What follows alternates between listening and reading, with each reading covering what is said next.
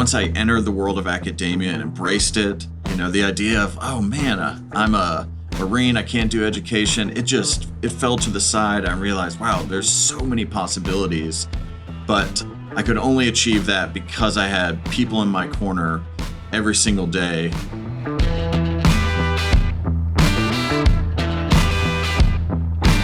Welcome to the Governor's Institute podcast for military service members, veterans, and their families. This podcast is designed to help connect those who served and their families with the services and benefits they've earned. Listen to thoughtful conversations that offer insights and everyday tools to get the most out of your service, wherever you are in your career. Follow this show wherever you get your podcasts and stay connected at governorsinstitute.org or follow us on social media at GOVINST. Now let's get to the show. Hello, and welcome to the NC Strive podcast, where we focus on empowering military members, veterans, and their families in their journey through higher education and beyond. NC Strive is a diverse consortium of groups committed to this cause. It's made of 2-year and 4-year public and private schools, federal and state agencies, and passionate advocates. Since 2015, we've been dedicated to increasing awareness and knowledge about the unique challenges that veterans and their families face as they transition from military life into college and the academic setting. And that's our goal in this podcast series. We'll be diving into an array of topics from mental health resources to academic accommodations, budgeting, financial management. We're going to try to get to good, actionable intelligence for both military students and for the people whose job it is to help them navigate educational institutions. I'm your host, John Camp. In this episode, we're talking about bridging the gap between military life and college life. We'll look at the challenges that students face and the best ways to support them for a successful transition. We've got a couple of great guests for this conversation: Kevin Rumley, Program Director at the Buncombe County Veterans Treatment Court, and Nick Drake, Director of Military and Veteran Services at NC State University. Now, both of you guys have personal stories that are going to be good for people to hear because they're both so relevant to the conversation we're having about bridging the gap. But Nick, set the stage for us here. Talk about your own experience in the military and then transitioning, and then not only going into academia, but moving into the role that you're playing today, helping military students over at NC State. Great. Thank you, John. So again, my name is Nick Drake. I currently serve as the Director of Military and Veteran Services at North Carolina State University. Prior to that, I was an enlisted Army. I actually got in as a fuel handler. I'm okay with admitting that. I had some good experiences with that early on in my career. But I served enlisted from 2000 to 2010, with most of that coming in the Army Reserve. Back in 2003, I had one deployment and had another one in 7 and 8. I was in Iraq the second time, and then decided to completely transition out in 2010. As part of that transition plan, I used higher education to kind of bridge that gap, so to speak, work on getting set up for a career, which led me into higher ed, my current job. And once I kind of got stable in that, I made the decision to go back along with my wife at the time.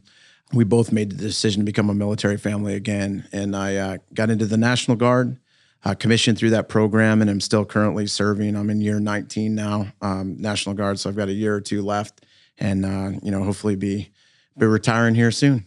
And at NC State, your contribution over there to military students and this concept of bridging the gap. Tell us real quick how you're involved in that and helping students out. Yeah, so as the Director of Military and Veteran Services, our team provides the necessary support and services through programs, outreach, communications to our nearly 2,400 military connected students. So that process starts early on. So that transition, so having conversations prior to service members and their families, making that decision through separation, all the way to the point in time where they come to us at NC State, persist on to graduation, and then ultimately find that career and move on outside of NC State. That's great. Thanks, Nick.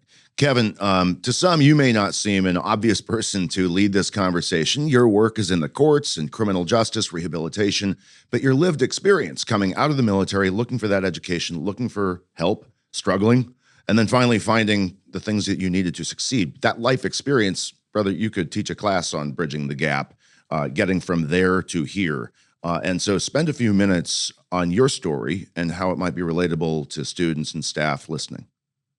Awesome. Well, thank you, John, and thank you, Nick. I'm honored to be here. And yeah, my trajectory to higher education was definitely non-traditional. I was 19 years old when I was injured on the Syrian border. I was blown up by an improvised explosive device. Found myself at Walter Reed Hospital where I had third two surgeries. I was there for a year and a half. And I was told I'll never walk again.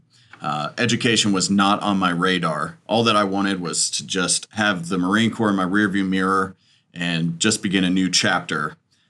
So I struggled for many years, addicted to heroin, opioids. I lost everything. And eventually I found recovery after many, many attempts.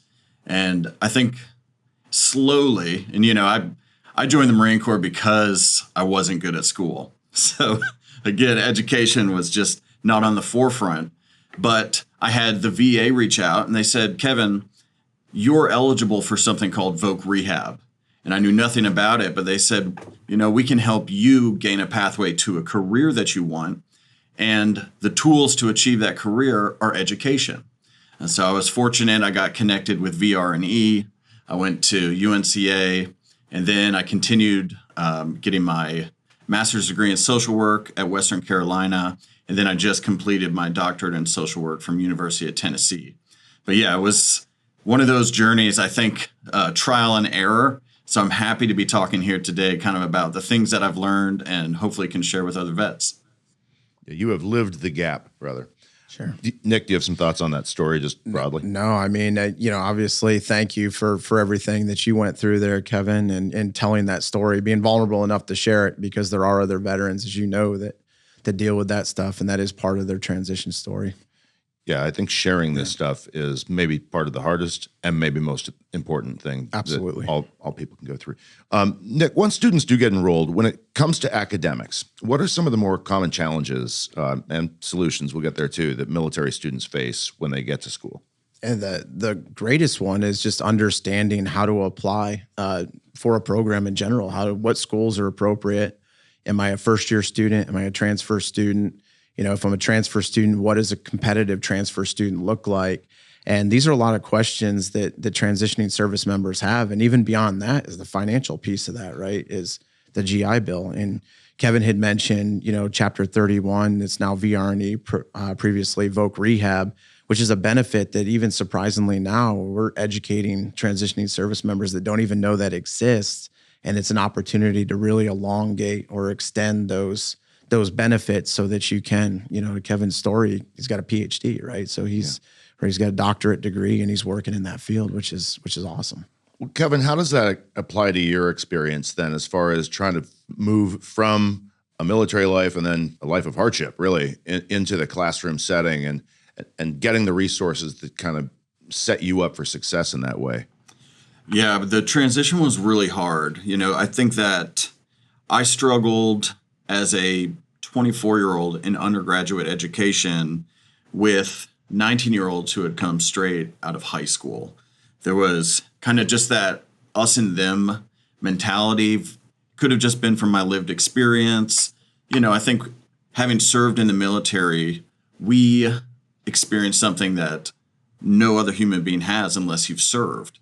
And so early on, I realized I got to find a tribe. I got to find a community that understands kind of the stressors of transition and this identity shift that's happening within me. So I really struggled early on, and it was important for me that I was connected with the Students Veterans of America. That was kind of my first tribe. But before that, I felt like I wasn't understood by faculty. I felt like I couldn't connect with my peers. And that was just a struggle.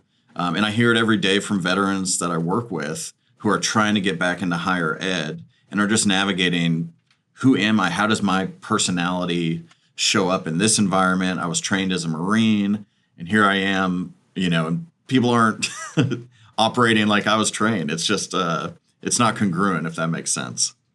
No, it makes perfect sense. And Kevin, you were talking, I was hearing you talking kind of about cultural differences and beyond. And this is something I wanted to ask you about, Nick, is strategies to help students get through some of those more innate problems, cultural differences, adjusting to teaching styles, balancing coursework with other parts of life, those kind of things. How do, when students might approach you, or how do you at NC State kind of help students through those kind of issues? Yeah, so there's several different ways, and Kevin had brought up a great point, right? That civilian culture in general, but especially higher ed, it's bureaucratic in nature many a times, and it runs 180 degrees opposite of what you're taught in the military, right? You're provided a right and left limit in the military, not necessarily told how to do it. You're given the tools to do it, but you go and you execute your mission. Whereas, you go to a college campus in general, especially a large university, and there's several offices around campus, and you don't even know where the entry point is. Who do I talk to? And I think that's where a lot of universities are starting to kind of shift this paradigm shift. And you start to see offices such as ours start to exist, where in many cases you have veterans or at least military connected folks running these offices that at least have a baseline understanding of the community in which they're serving. And they're there to help provide or serve as that case manager, if you will. I will never, and I always say this, I will never discourage a veteran, a service member, or a family member from being self-sufficient and seeking out the resources. But at the end of the day, that's exactly why we exist, is to be there to kind of help hold their hand as they go through that transition, so to speak. And once they kind of get their footing and they start to feel comfortable, you empower them, to make it on their own, so to speak.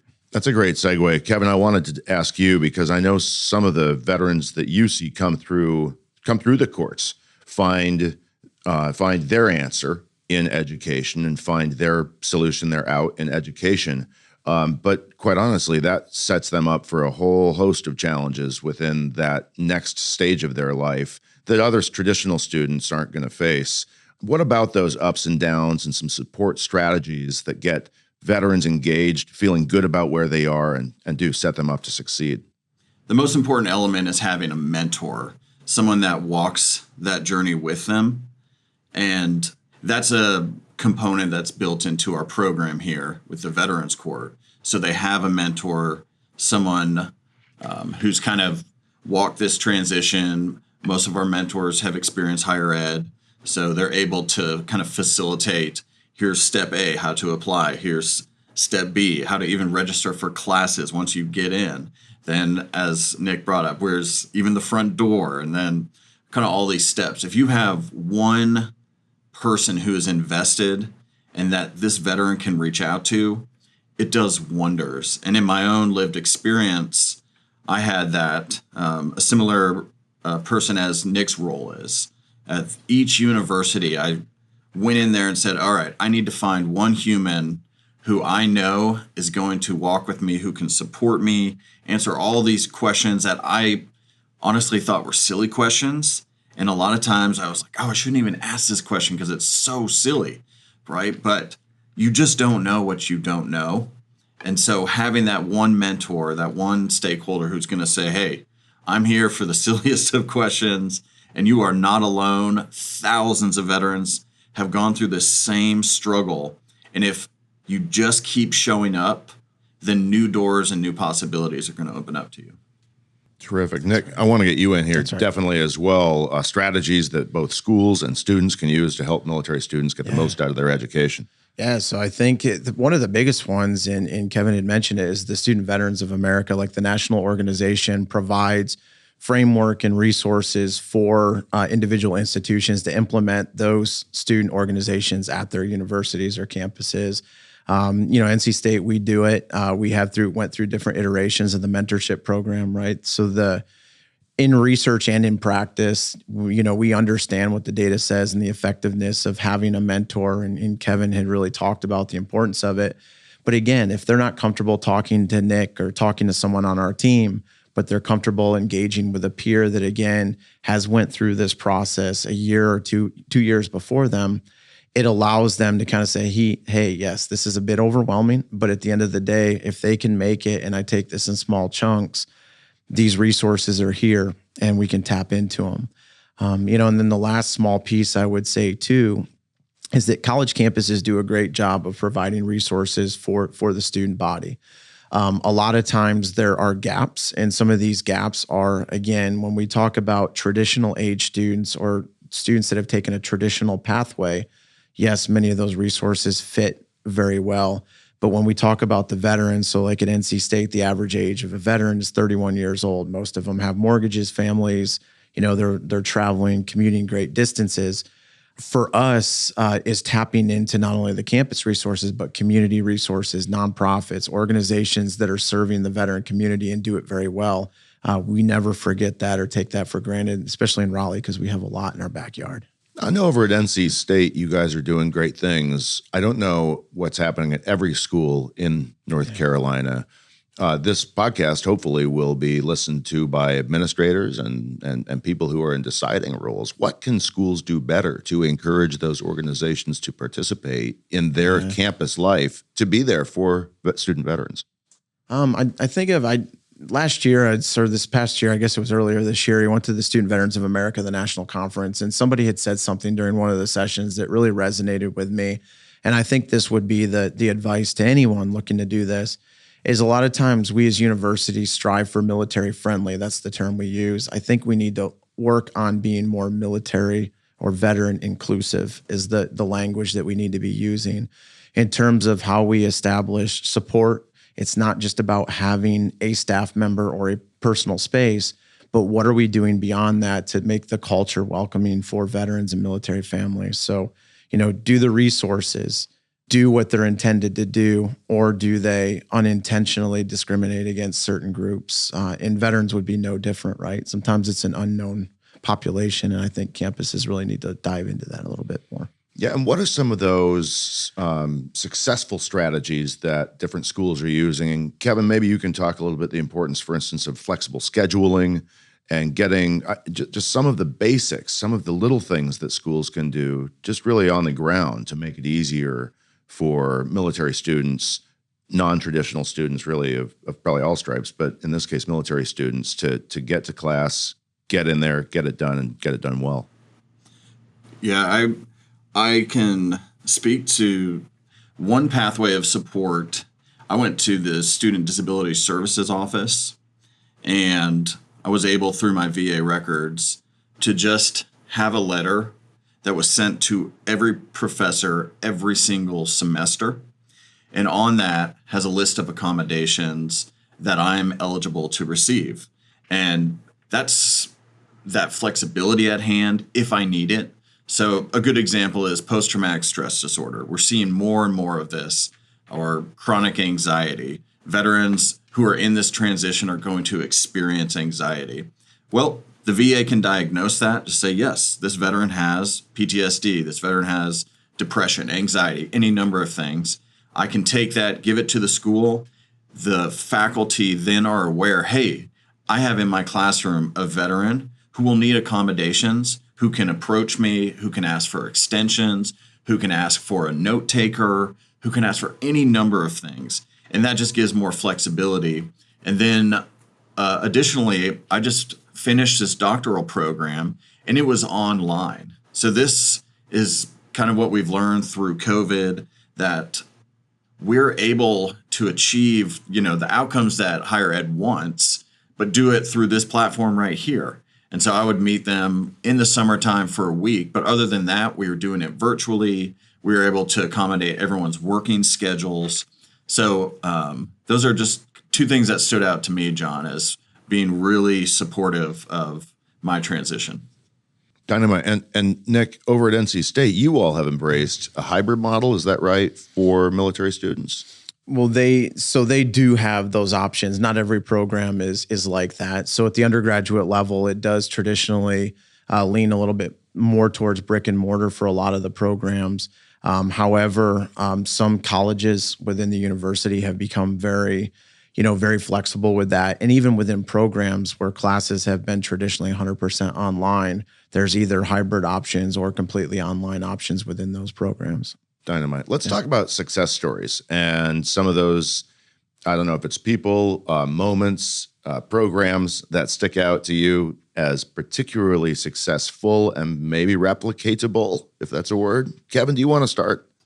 Oh, yeah. I mean, I have so many examples of success stories here in the Veterans Court. These are just veterans like you and I who, because of any number of unaddressed issues, found themselves in the justice system. but they're piecing their life back together, and education is an important part of kind of their goals. And I think it's worth saying, and I know it was mentioned earlier, but a bachelor's or master's degree or even doctoral, those are great pathways. But we're seeing a lot of veterans doing certificate programs through local universities here, not even a 4-year, but just, a HVAC certification or peer support and substance abuse counseling certification. We have a veteran here. He was homeless for 40 years. He hadn't had a house, hadn't had a license, none of that. Since he got out of the military, he said, I was just basically roaming. I was a migrant. He came into our program and education was something that he wanted.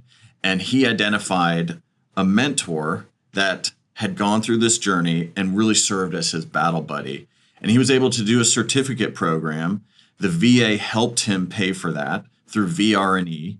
And now he's serving as a certified substance abuse counselor, and he has a job in the community.